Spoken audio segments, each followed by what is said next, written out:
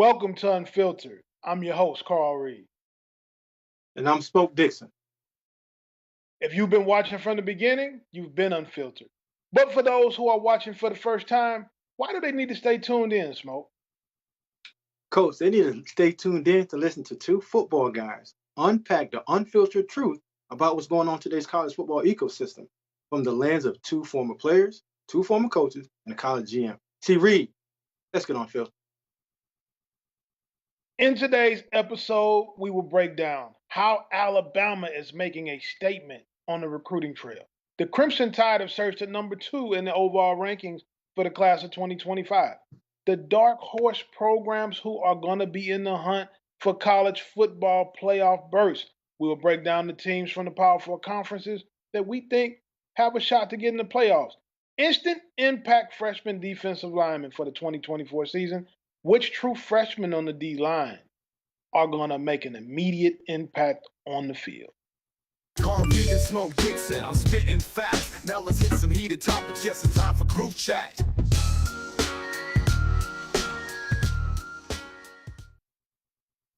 Smoke and I have decided to let you in our unfiltered group chat so you can see the trending topics that we discuss throughout the week and let you know what's really going on in the world of college football. And for the first topic will be Alabama making a statement on the recruiting trail. Smoke. Oh my God. I know you got that look on your face because you're Alabama for life. You roll Tide for life, right? Alabama making a huge statement.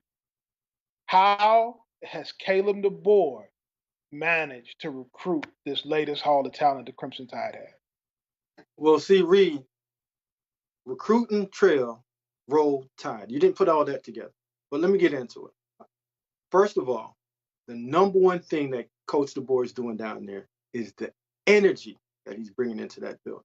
Something brand new. You're hearing music at practice. The whole building is in an uproar just because it's not the same old anymore. It's something fresh and something new.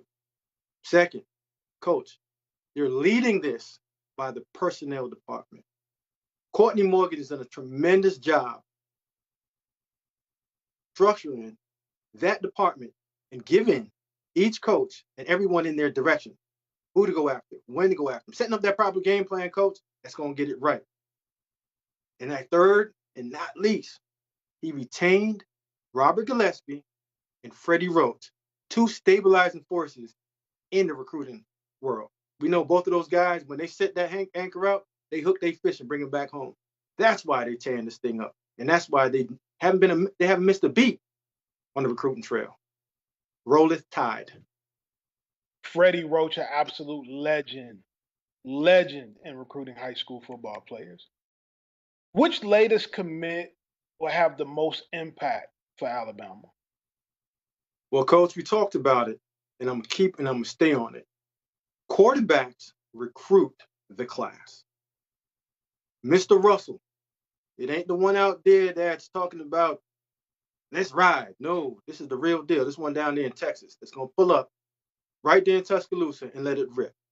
Coach, he's done a phenomenal job since his flip from SMU in order and getting in the ears of young players, even the 25 class. But Coach, he's also recruiting 26s. Energy on top of energy. It's just your quarterback is the one that's going to set the trend and set the mark moving forward for your recruiting class. That's the one for me. I thought you would do me a solid and go with some of the big linemen that they have committed because we know, man, the line is who makes it go, Smoke. Come on, man. You should know that. Yeah, Coach, we know the line is the one that protects. We're building that great wall of Tuscaloosa right now. But the voice and the leadership behind it, you and I both know, you're only as good as a quarterback. And the quarterback is only as good as the people around them. So they are getting all that. They're going away from me into we and getting that back into Tuscaloosa. Coach, they're about to pull off another epic one. So, Smoke, I talk about this a lot, in different areas. I don't get excited about commitments the way that other people do because it's a long time between now and National Signing Day. And we see guys commit. We see them decommit. We see it all the time. We see guys get dropped, guys come and go. How can Alabama ride this wave and finish with the top recruiting class in the country? Well, Coach, you know, like you just said, early commits aren't that great, right? You got to make sure when they get in the wheelhouse, they stay in the wheelhouse. You got you 1 5-star, 13 3-stars. Coach, we need to go out there and get another big time name. I'm going to give you a hint. Receiver, maybe a teammate of his, maybe a guy in Mississippi, a running back, and bring out that spatula, Coach, and flip a few of them.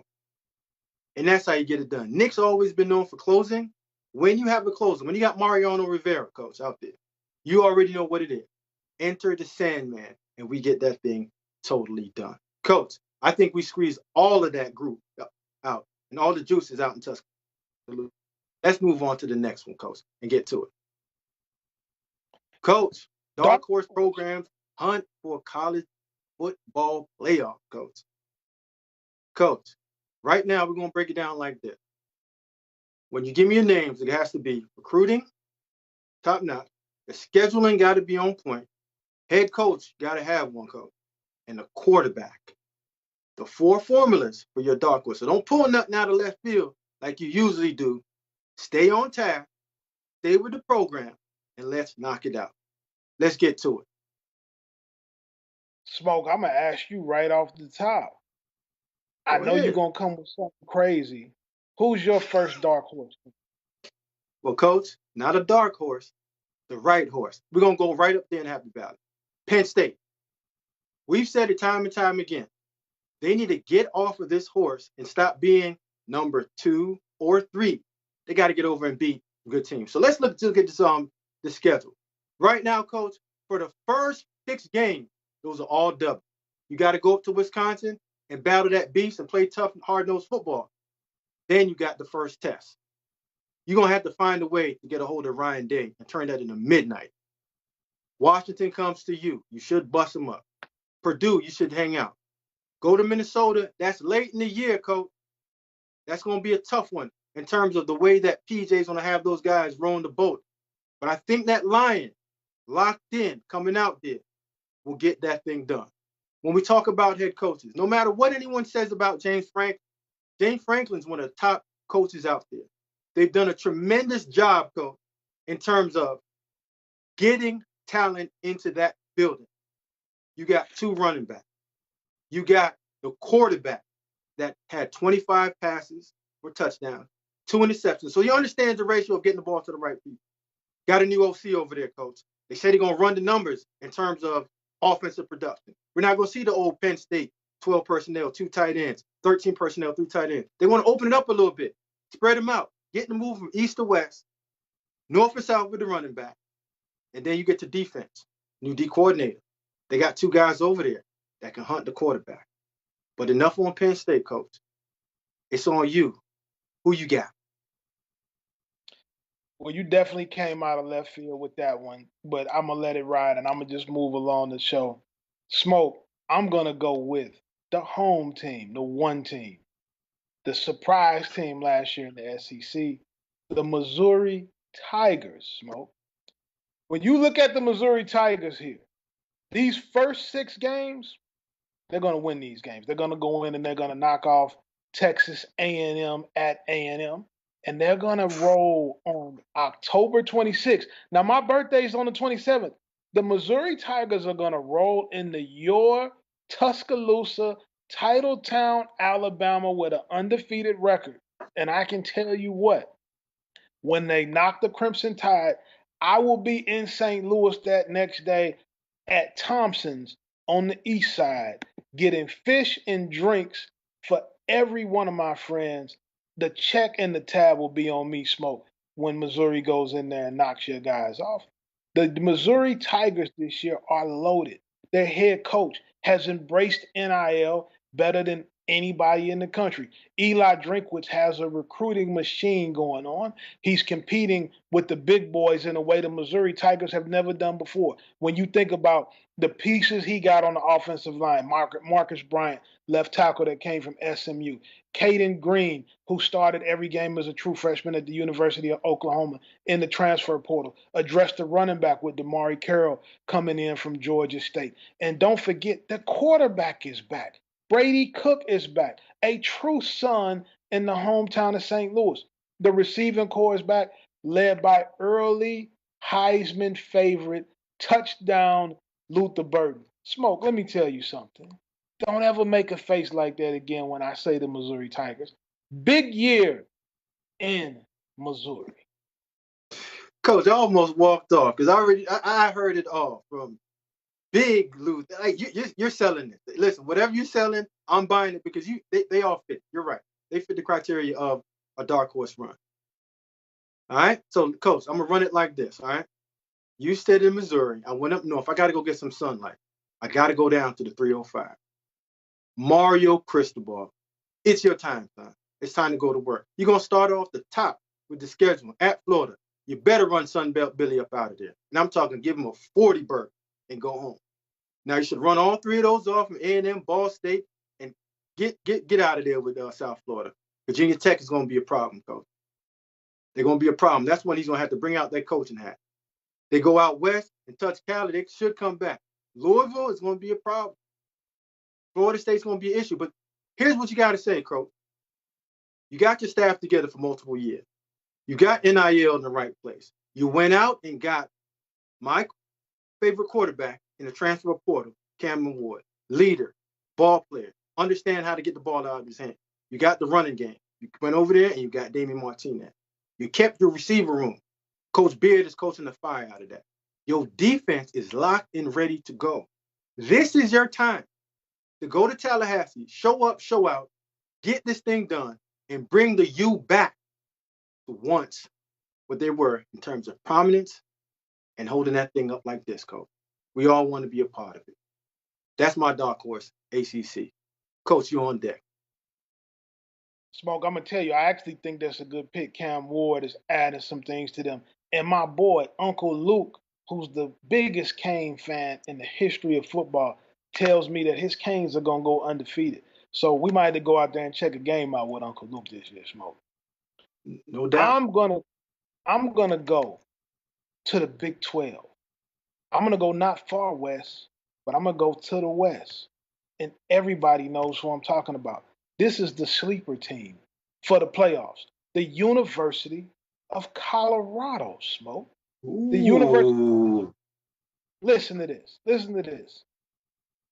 Their first game against North Dakota State, they're going to win that game. Everybody knows the history of North Dakota State. No disrespect to the program, but the transfer portal era has changed the way that football is handled in the FCS. Lost a great coach, the third coach that they've lost, who went out to USC to coach the linebackers. At home, on the road against Nebraska and Colorado State, games they'll get up for. But here's the thing to me, Smoke. When you get past UCF at 5-0, now you got to look at Kansas State, who's always got a tough team, great power O, great offensive line. Oklahoma State is also going to be a threat, and you got to deal with Utah. But here's the thing. They've got the quarterback, Smoke. They've got Shedeur Sanders quarterback.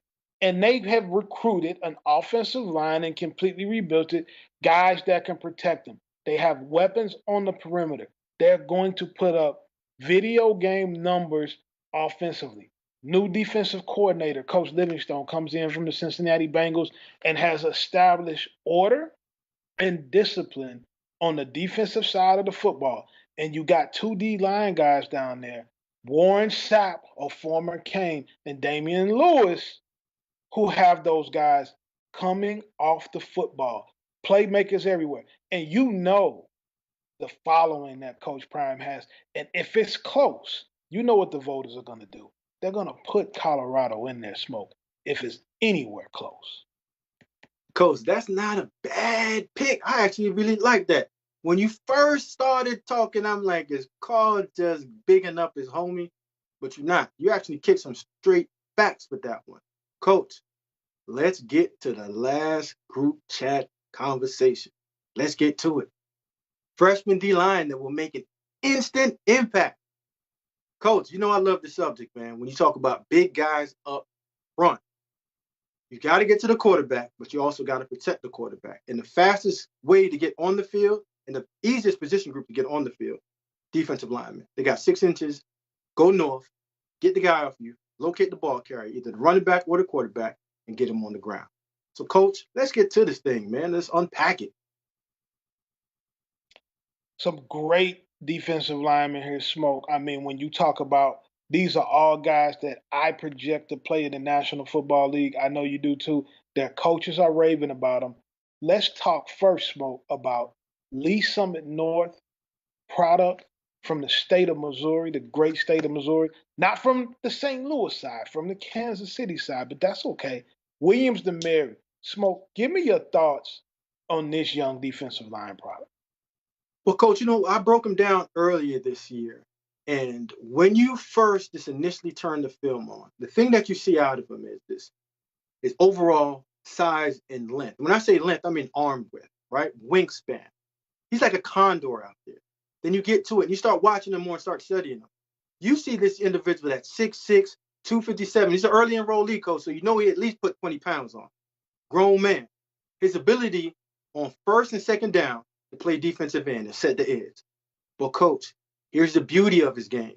You can stick him inside now as a 3 technique, and he can get busy in terms of initial quickness, one gap, penetrate, relocate.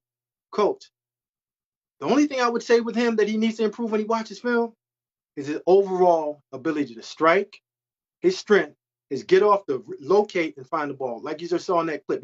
Sometimes in high school, you can sit on that block and play with it. But in college, you got to shop, shed, get rid of them.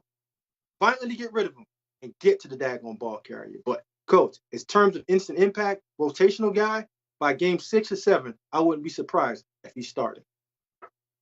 You know, when you talk about hand usage for young defensive linemen, that's something that a lot of them struggle with because they don't have to engage as much in high school because so many offensive linemen run away from them and run out of run out of their way because they don't want the collision with those big time prospects.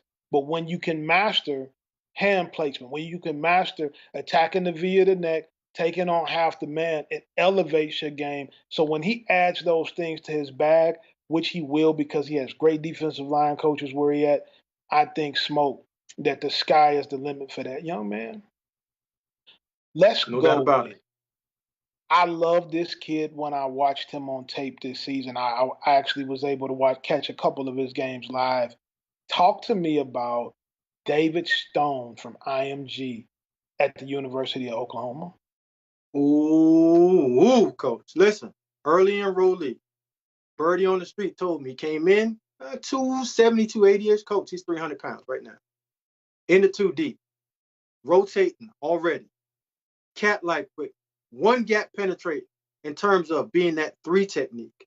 Coach, stuff. Pad level's good.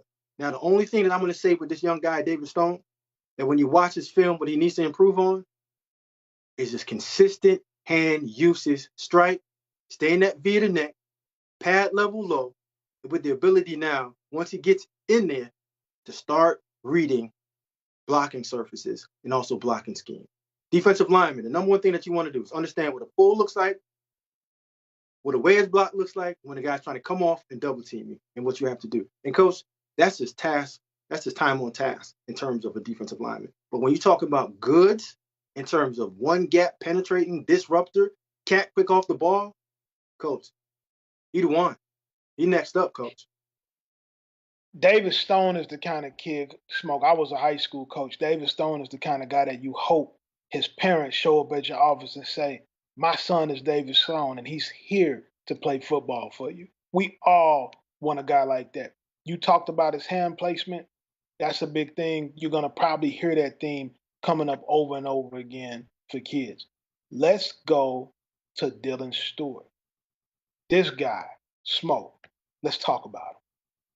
Coach, Friendship Collegiate out in D.C. Now, listen, you call me whatever you want to. But what you're not going to call me is a guy that don't understand what elite ability looks like. Coach, I wouldn't be shocked 3 years from now that we roll this back. He's in the top 10 in terms of players coming off the board in the NFL draft. Coach, I challenged him his junior year in terms, he came up to the University of Maryland camp. Wasn't going to do anything, Coach. Flat out, man, Smoke, I said, man, you telling me they saying you the goods and you won't even test for me? He came out 6'5", 250. Coach, he broad jump at 10.5. Vertical to 36 and ran a 4.56 on my clock, and it's slow. And then you cut the film on. You see a big guy that can bend, explode, locate the ball carrier, and go get him. And again, he was in there for spring. Coach, when you watch him in the spring, he looked like this was his third or second year in college football. Just his natural athletic ability and his first step get off and his cat-like quickness. Coach, the most gifted guy out of this entire group. Now, here's the hiccup. When you have talented guys like that, Coach, they tend to take plays off. But once you get the right coach with him, fuel him with that energy, desire to go hunt the ball carrier and understand hand placement, strike, get off, and I have to play the run in order to earn the right to rush the passer, Coach, he's going to be a problem in the SEC. Left tackles, right tackles, get ready for this young man. And I ain't saying it because he's from the city. I'm saying it because it's the truth. Dylan Stewart is that kind of kid that gets the O-line coach cussed out at practice every single day. He makes the head coach want to fire his O-line coach 10 times a practice with the way he comes off the ball and plays. Smoke, this guy here, I was as impressed with him as any guy that I saw on the defensive line. And he has some versatility that he can play a couple spots. Talk to me about Jaden Jackson out of IMG that's also headed to Oklahoma. Coach, what Todd Bates has right now is a tandem. Going back to when he had Dex and he had Chris. This is your classic 4-3 no.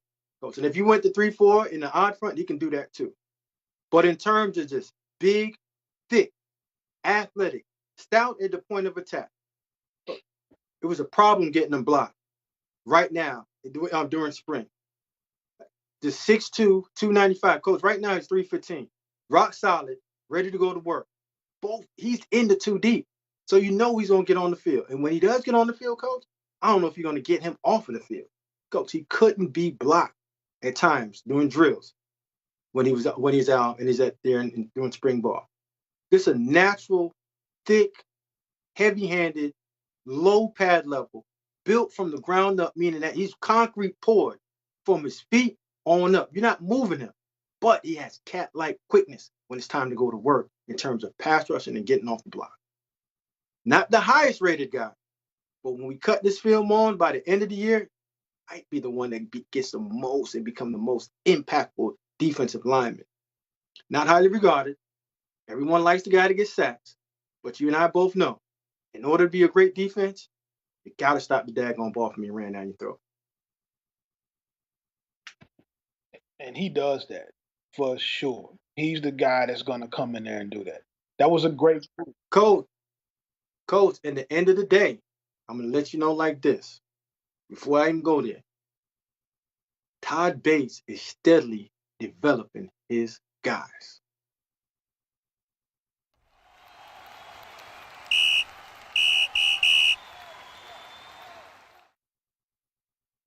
Smoke, you know what time it is. It's time for us to throw our flags on the things that don't sit right with us. Smoke, who you flagging today? Well, Coach, I'm going to flag all coaches that resist the thought of coaching outside of their comfort zone. When I became a coach, I knew there were things that I had to improve with my players. I didn't want a ready-made guy. I wanted a guy that was a raw piece of clay that I could help mold with his determination, attitude, and sheer effort that we can get the best play out of it. I get so ticked off whenever I sit down in a room and go through a player and read his character, read his football traits, and you sit there and read his eval. And then the coach says, well, he can't do this. He can't do that. He doesn't have good hand usage. He doesn't know how to take a good step. Well, that's coaching. If he can get off the rock and he can shock and shed once or twice, it's your job to get it out of him for him to do it all the time. And then, coach, the other flag I'm throwing it on scouts that don't truly know how to evaluate the gifts that a young man has. If there's something that needs to be changed, we can change it. But if there's something that they have, evaluate it and move on. See, Reed, what you got next for me? Throw the flag on it. Yesterday, the NCAA announced that they're going to have unlimited coaches in terms of analysts are going to be able to coach. And I saw some fans complaining about that a little bit on social media. And I'm going to throw a flag on them, Smoke. This is epic for college football. Number one, the players are going to get better coaching because you're going to have more hands on deck, more guys to watch film, more guys to pay attention to guys individually. Number two, something that is as American as apple pie, you're going to be giving more guys opportunities to coach. We need more ball coaches, not less ball coaches. And this is a great move by the NCAA. Anybody who has a problem with this needs to get their head checked. Smoke. Smoke. Hey, man, come on. Coach, you said they got to get their head checked? Got to get their head checked. You know you got to have more ball coaches, not less. You want more guys, all hands on the size of college rosters, the way you have to deal with recruiting and manage it. You need more guys, as many guys as possible.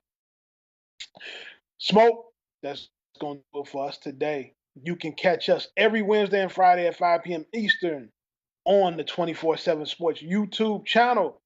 You have just been unfiltered.